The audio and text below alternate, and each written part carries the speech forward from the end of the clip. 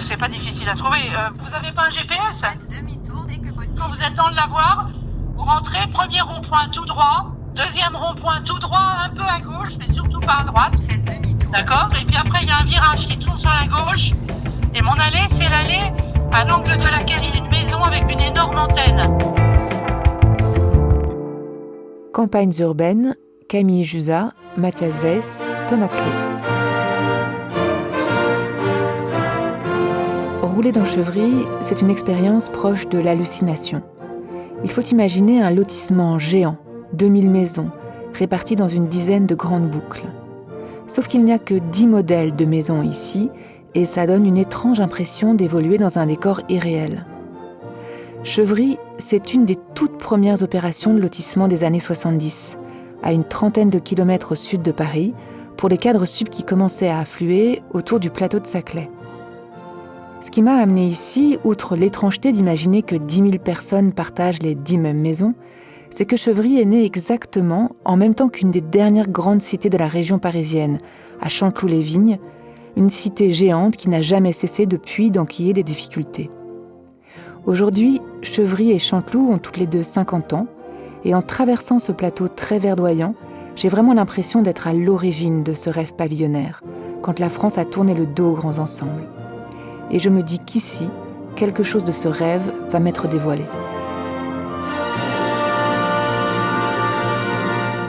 Épisode 3, sur les traces de l'utopie.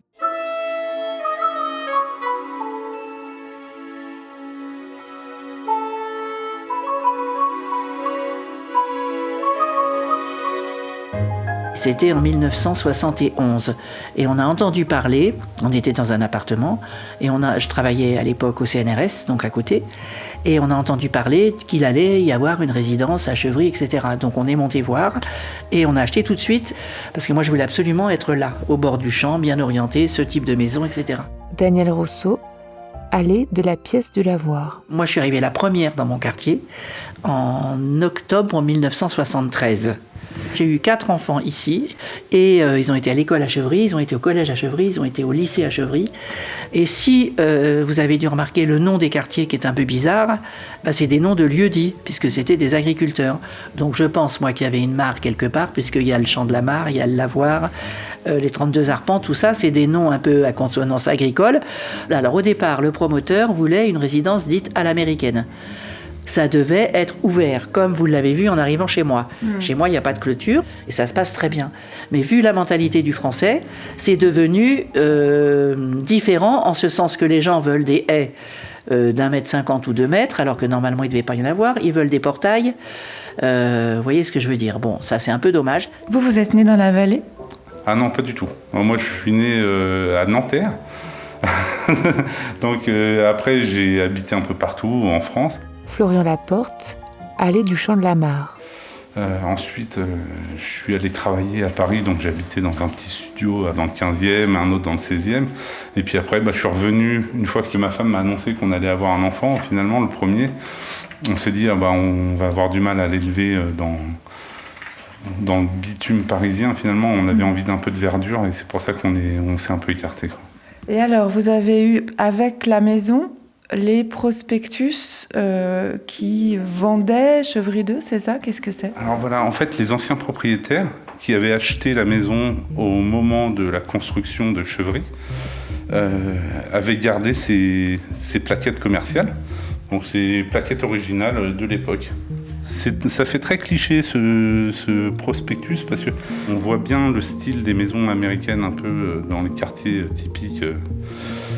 Comme on peut voir souvent dans les séries, en fait. Le prospectus de vente de Chevry, c'est une plongée dans les années 70. Sur une double page, il y a d'abord cette promesse. Ces maisons de campagne feront de parfaites résidences principales. On nous y présente les 10 modèles, dont les noms sont déjà un voyage en soi. Les maisons s'appellent Rambouillet ou Mansart, pour ceux qui sont plutôt grand siècle, ou bien Louisiane ou Kyoto, pour ceux qui rêvent d'ailleurs. Et du coup, on voit les familles heureuses autour d'une table, en train de jouer dehors. Voilà. Bon, ce sont des maisons qui n'ont d'exotique que le nom. Sur les photos, tous les modèles affichent crépi blanc et toit à double pente.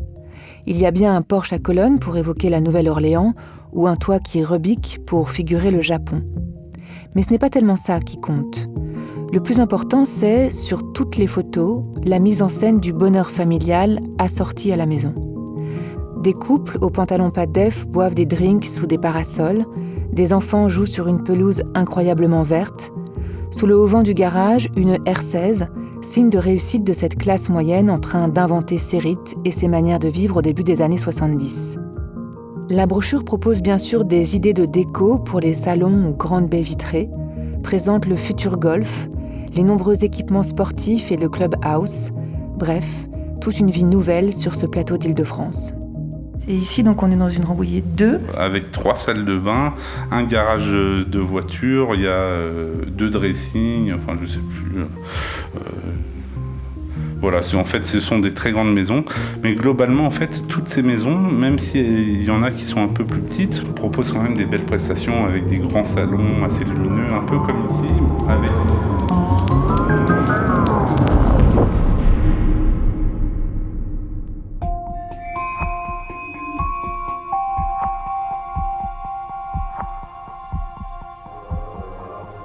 Nous avons aperçu le lotissement Grand Siècle pour la première fois depuis la hauteur courbe du viaduc sur lequel nous étions montés pour repérer les environs. Nous avions gravi les pentes de l'échangeur, dont les spirales ascendantes nous étaient apparues de loin, écheveaux élancés de ponts jetés les uns par-dessus les autres, dans l'un de ces plans apparemment inextricables qu'affectionnaient les derniers sédentaires. Sur le bitume craquelé subsistent, à demi effacées, d'immenses flèches blanches indiquant d'inconnues directions. La silhouette des toits identiques et paisibles se découpait au loin sur la lande, ensemble rouge sous le ciel gris. Nous convînmes d'aller y trouver un abri.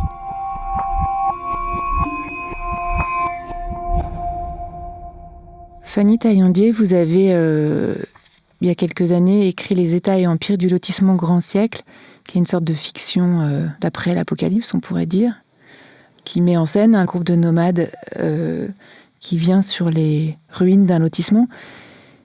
Pourquoi vous avez décidé de travailler sur un lotissement pavillonnaire ? Je crois que voilà, il y avait cette forme qui est toujours la même, qui est à la fois très très monotone et qui est toujours un petit peu variée parce que c'est jamais exactement le même lotissement qu'à côté, même si ça se ressemble toujours. Et puis il y avait aussi le mystère de qui habite dedans, parce que en fait les lotissements on en voit partout, on en parle souvent, en général on en dit plutôt du mal. Mais finalement, qu'est-ce que désirent ou qu'est-ce que rêvent les gens qui décident d'habiter là, et ce qui est le choix d'une écrasante majorité des Français hors des très grandes villes, quoi. D'habiter dans du neuf, d'avoir sa maison individuelle, etc. C'est quelque chose de très ancré. Donc j'avais envie d'aller creuser ce mystère-là, de savoir voilà, quel était le geste, qu'est-ce qui pouvait pousser dans une vie à désirer ça, et qu'est-ce que cette manie d'en construire partout, qui n'est pas le fait des individus, mais bien pour le coup des pouvoirs publics, disait aussi inversement du désir de ces pouvoirs vis-à-vis de leurs administrés, quoi. Qu'est-ce qu'on attend d'eux quand on les incite à se mettre là plutôt qu'ailleurs ? De fait, le lotissement chercha à enraciner des déracinés. Il est acquis que les habitants du nouveau village, construit sur des champs, venaient nécessairement tous d'autre part, et qu'ils cherchaient, en investissant ces pavillons, à reproduire le geste immémoriel du lopin de terre personnel, dernière expression possible de l'égalité dans l'ère foncière et de la foi des hommes, leur rêve. C'est sûr que les lotissements sont en général construits sur des terres agricoles qui n'ont donc jamais supporté de construction auparavant. Donc ils sont en dehors de l'histoire bâtie humaine. Et quand on va habiter là, fatalement, puisqu'il n'y avait rien avant, on vient forcément d'ailleurs. Donc des fois de pas très loin, mais en général de beaucoup plus loin, surtout dans le cas de la banlieue. Et en fait, c'est un geste que je trouve très touchant, en fait, qui est de devenir propriétaire de quelque part avec un jardin. C'est vraiment c'est ce geste de se sédentariser, en fait, même si c'est dans une sédentarité artificielle ou sans racines.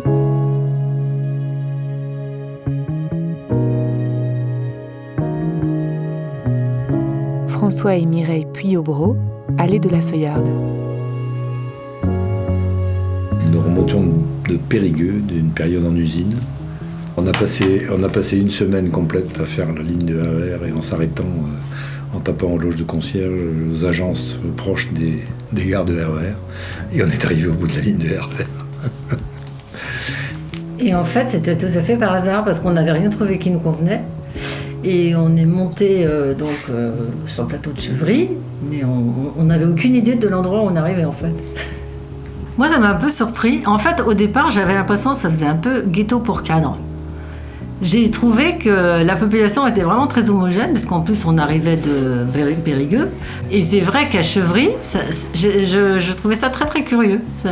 Beaucoup de gens, à peu près du même âge, même milieu socio-professionnel. C'était curieux. Donc ça, vraiment, je me suis plu immédiatement à Chevry. On avait 3 enfants, aussi 3 jeunes enfants. Donc l'école était tout près, petit commerce tout près, on avait tout.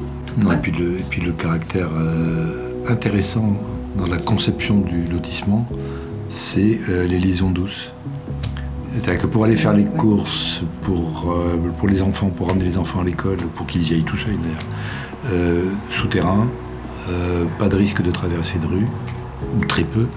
Donc une conception de lotissement et de la vie locale tout à fait intéressante. Je suis arrivé à Chevry quand j'avais 2 ans, j'en suis parti quand j'en avais 11. Xavier Puyot-Bro. Je n'avais pas du tout conscience que Chevry était basé sur les suburbs à l'américaine. Ça me semblait tout à fait normal. À la fin de l'école, les mamans venaient chercher leurs enfants, moi y compris, avec des pains au raisin ou des glaces dans des cabriolets. Alors moi, j'avais pas de cabriolet, mais ça me paraissait tout à fait normal. Je me suis rendu compte que c'était pas exactement le cas quand j'ai grandi, en fait, quand j'ai déménagé et que je suis descendu dans le bas de Chevry, où là, on est sur des lotissements beaucoup plus à la française. Non, j'ai passé vraiment toute mon enfance dans un espèce de lieu un peu, je vais pas dire stérilisé, mais protégé de tout. Alors, 46, 50. Je vois même pas les numéros. Je vais me perdre en fait. Alors, 66.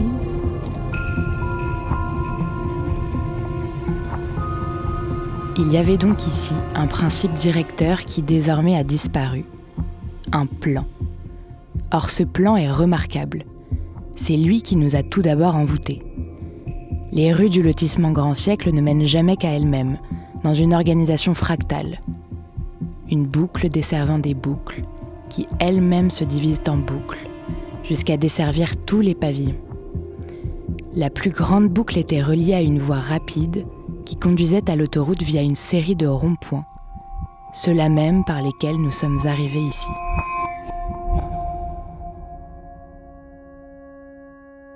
On a l'impression qu'ils ont dupliqué, ils ont fait un copier-coller en fait de raquettes, en fait on appelle ça des raquettes, donc des petits ronds-points avec des maisons partout autour. Florian Laporte. Ils l'ont copié-collé tout autour du golfe, voilà, et du coup ça fait des maisons partout qui se ressemblent toutes un peu.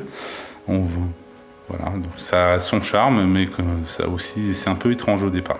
Alors au début ça m'a d'ailleurs un peu perturbé parce que je me perdais. Alors quand je partais me balader à pied, comme vous, je me suis perdu. En fait, toutes les maisons, il y a une dizaine de maisons types, et toutes les allées se ressemblent.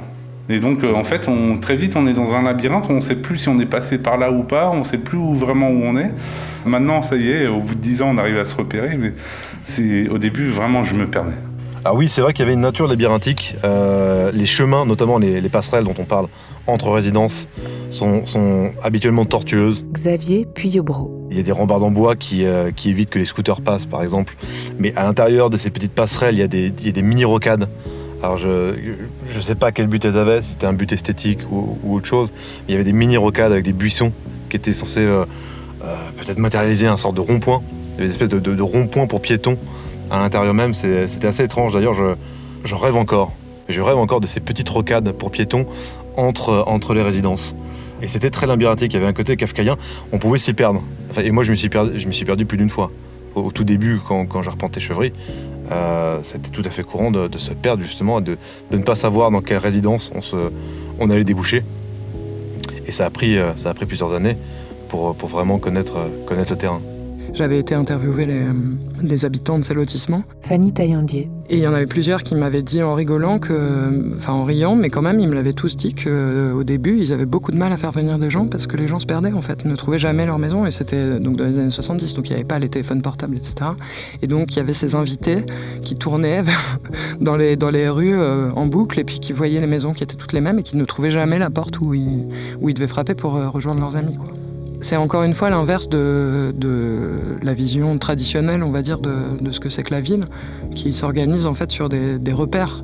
Donc que ça soit la place, que ça soit le monument ou l'église ou le lieu collectif, quoi. Voilà, il y a quand même des marqueurs dans l'espace qui permettent de s'y repérer un peu. Et le lotissement, en fait, comme il annule toutes les autres fonctions que résidentielles, en fait, il y a rien pour rythmer le paysage, quoi. Il n'y a que des maisons. Et il y a cette idée que tout le monde mène la même vie, puisque en fait, toutes les maisons sont quand même conçues sur un ou deux garages, une chambre parentale et les chambres pour les enfants. Donc très clairement, quand on est là, ce qu'on a à faire, c'est être en couple, faire des enfants et avoir une voiture, quoi. Et c'est tout ce qu'on demande aux gens, quoi. Et en même temps, c'est quand même une grande exigence pour enfin, c'est beaucoup demandé, quoi.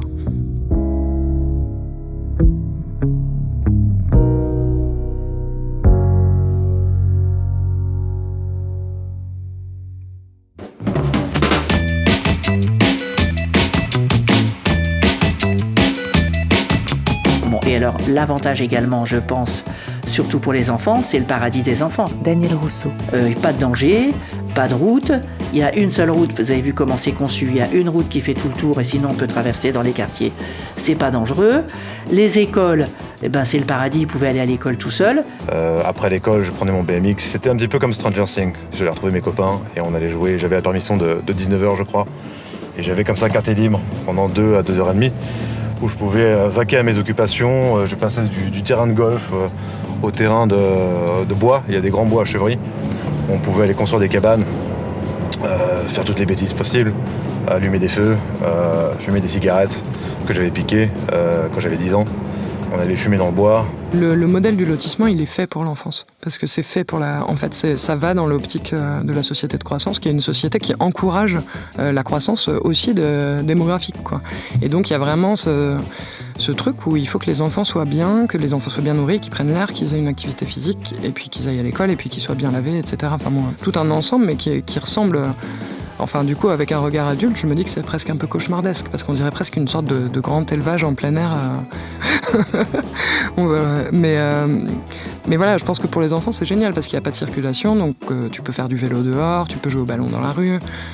Tout le monde a le même âge, parce que comme les lotissements sont construits d'un coup, les couples qui emménagent ont des enfants à peu près dans les mêmes années, donc tu as plein de copains. Après...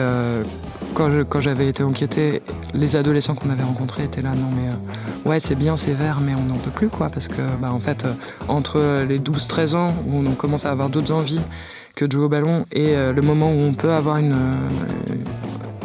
scooter, une mobilette ou une voiture, en fait il y avait vraiment cette période de l'adolescence où on ne peut pas sortir, quoi, et où on est enfermé dans un décor d'enfance, justement. Maintenant, avec la nouvelle technologie, on crée des groupes WhatsApp, donc on sait en permanence où ils sont. Florian Laporte. Ils vont voir leurs copains, ils vont jouer au foot, ils vont faire du vélo, ils font beaucoup de VTT dans la forêt, ils jouent beaucoup dehors, ils vont faire des cabanes, ils vont faire beaucoup de choses. Mais ensuite, après, la vie de grands adolescents, finalement presque adultes, s'ils n'ont pas de moyens de transport, je pense que ça va être compliqué, je pense qu'ils vont vite s'ennuyer quand même, enfin, je sais pas.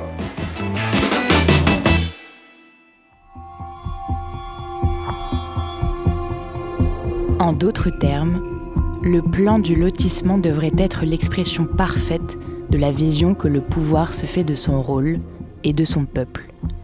Il devrait être possible de déduire, sous la forme d'une équation média égale message, la vision politique qui sous-tendait la réalisation du lotissement.